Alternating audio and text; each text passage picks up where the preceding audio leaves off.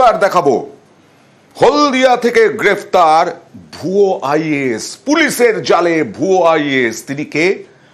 অধীর চৌধুরীর প্রাক্তন আপ্তসহায়ক।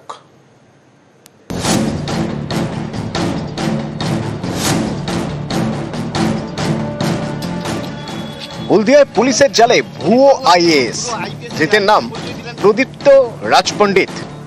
তিনি অধীর চৌধুরীর প্রাক্তন আপ্তসহায়ক। আইএএস পরিচয় দিয়ে প্রতারণার অভিযোগে প্রদীপ্তকে গ্রেপ্তার করে পূর্ব মেদিনীপুরের সুতাহাটা থানার পুলিশ। সে আমাদের বাংলার ছেলে, আমি তাকে কাজে নিয়েছি, দীর্ঘদিন ধরে সে আমার সঙ্গে কাজ করেছে।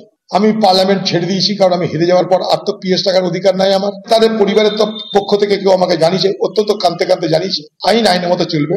আমি কিন্তু একথা বলছি না যে কাউকে ষড়যন্ত্র করে পুলিশ ফাঁসিয়েছে।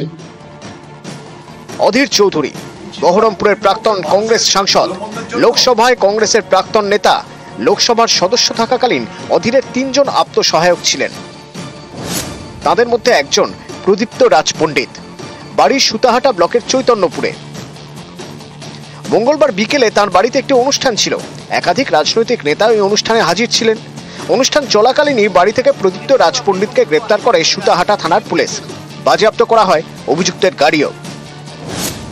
আইএএস পরিচয় দিয়ে একের পর এক প্রতারণার অভিযোগে গ্রেপ্তার প্রদীপ্ত রাজপণ্ডিত। সুতাহাটা থানা অঞ্চলে একজনের আমরা খোঁজ পাচ্ছিলাম, যিনি নিজেকে জয়েন্ট সেক্রেটারি লোকসভা সেক্রেটারিয়েটের পরিচয় দিয়ে বিভিন্ন সুযোগ সুবিধার কথা বলছিলেন বা নিজের পরিচয় গোপন করে অন্য একজন অফিসারের পরিচয় দিয়ে ঘুরে বেড়াচ্ছিলেন। তার সেই অভিযোগের আমাদের কাছে আসে এবং তার ভিত্তিতে তাকে এখন আমরা হেফাজতে নিয়ে যে জিজ্ঞাসাবাদ করা সেটা করছি। জানা গিয়েছে প্রদীপ্ত রাজপণ্ডিতের বাবা দীর্ঘদিন ধরে দিল্লিতে পুরোহিতের কাজ করতেন। সেই সূত্রে নাকি দিল্লির একাধিক রাজনৈতিক নেতার সঙ্গে প্রদীপ্তর যোগাযোগ তৈরি হয়। অভিযোগ, রাজনৈতিক নেতাদের সঙ্গে ওঠা বসার সুযোগে নিজেকে ভারত সরকারের উচ্চ পদস্থ অফিসার বলে পরিচয় দিতে শুরু করেন প্রদীপ্ত। সেই সুযোগেই নাকি একের পর এক প্রতারণা। এমনকি সুতাহাটা এলাকায় জমি দখলের অভিযোগও রয়েছে তার বিরুদ্ধে।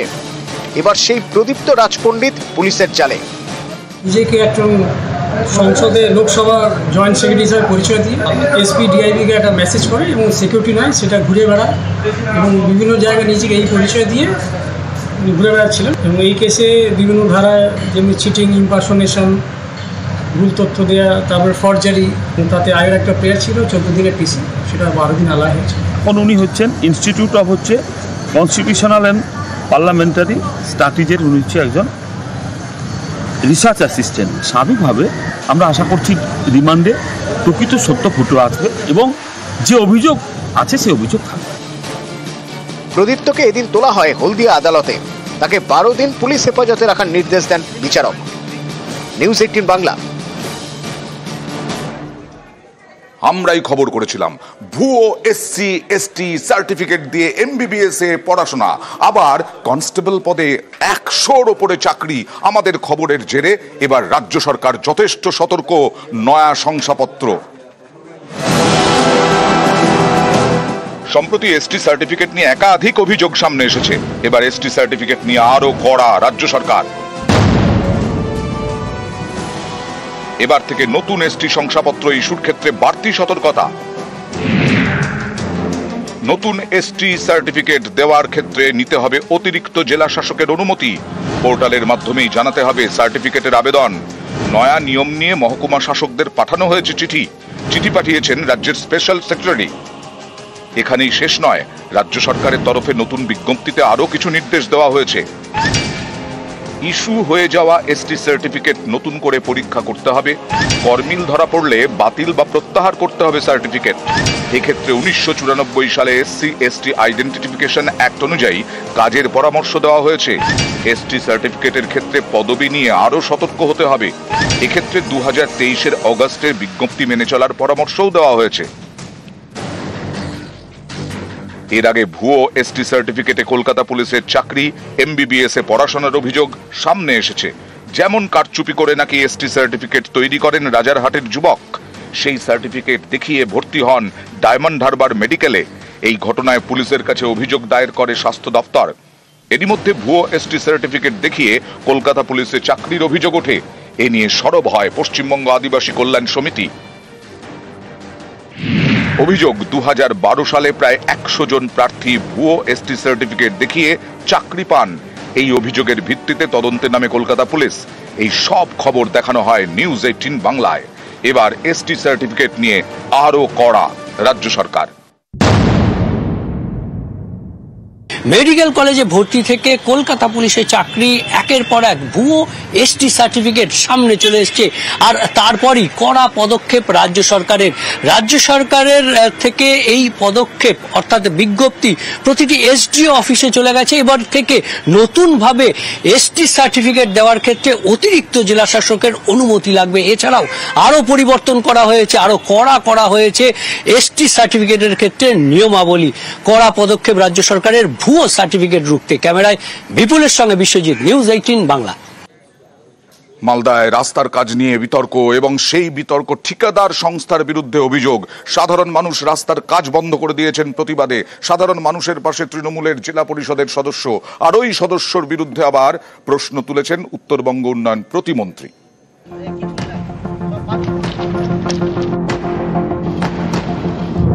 মালদার মানিকচকে তৈরি হচ্ছে রাস্তা। ভূতনি ব্রিজ থেকে রাজেন মোড়, প্রায় 2 কিলোমিটার নতুন রাস্তা। টাকা বরাদ্দ করেছে উত্তরবঙ্গ উন্নয়ন দপ্তর, কাজ করছে ঠিকাদার সংস্থা। এই রাস্তা নিয়ে জলঘোলা। স্থানীয়দের অভিযোগ, ঠিকাদার সংস্থা দুর্নীতি করছে, ঠিকমতো রাস্তা তৈরি করছে না, খারাপ মানের সামগ্রী ব্যবহার করছে। এইসব অভিযোগে বুধবার বিক্ষোভ দেখান স্থানীয়রা। রাস্তা তৈরির কাজ বন্ধ করে দেন। ধুলো দিয়ে কাজ হচ্ছে, কোনো ভালো পাথর ঠাথর দিচ্ছে না। 4 ইঞ্চির গল্প আছে, সেখানে 2 ইঞ্চি 2.5 ইঞ্চি আসছে। কোনো ভালো কাজ হচ্ছে না। কোনো কি শিডিউল টাঙিয়েছে? না, কোনো শিডিউল না। শিডিউল চেয়েছি, হুমকি মারছে, আমরা প্রশাসন দিয়ে কাজ উঠিয়ে নেবো। 2 নম্বরই কাজ হচ্ছে। আজকে এই তো আমাদের গ্রামবাসীর ছেলেগুলো এসে অবরোধ করেছে যে শিডিউল না দেখালে কাজ আমাদের হবে না। দাবি যে যেন ভালো কাজটা যেন হয়। শিডিউল কি টাঙানো বলতে বোর্ডের কাজটা টাঙানো হয়েছে, 4 ইঞ্চি মেটাল করছে, তারপরে ঢালাই হবে, তার নিচে 3 ইঞ্চির উপরে টিএসবি করা আছে। আজকে কি করলো? বন্ধ করে দিল? বন্ধ করে দিল। কাজ কি বন্ধ রাখবেন? বন্ধ রাখতে হবে, গ্রামবাসীর উপরে যেতে পারবো না। ঘটনাস্থলে গিয়ে স্থানীয় বিক্ষোভকারীদের পাশে দাঁড়ান জেলা পরিষদের তৃণমূল সদস্য জয়শ্রী মণ্ডল।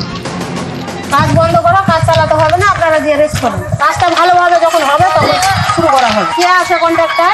ম্যাডাম যেটা বলছে, কাজটা ভালো হচ্ছে না, কাজটা যখন ভালো হবে শিডিউল দেখাবে তখনই কিন্তু কাজটা আরম্ভ হবে। গত কয়েকদিন ধরে আমার কাছে ফোন যাচ্ছে, রাস্তা ভালো হচ্ছে না। তাই আমি আসলাম, এলাকাবাসীর সাথে এসে আমি একটু দেখলাম জিএসবি যেমন কিছু ভালো হচ্ছে না।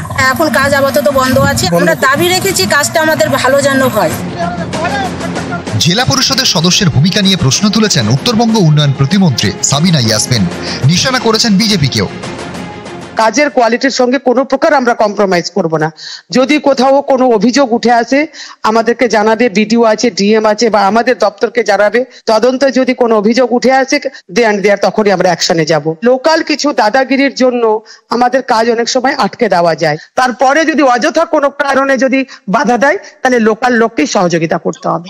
উনি না জেনে না শুনে ওখানে গিয়ে বলেছেন। আমি যতটুকু শুনলাম ওখানে বিজেপির লোকরা অবরোধ করেছিল।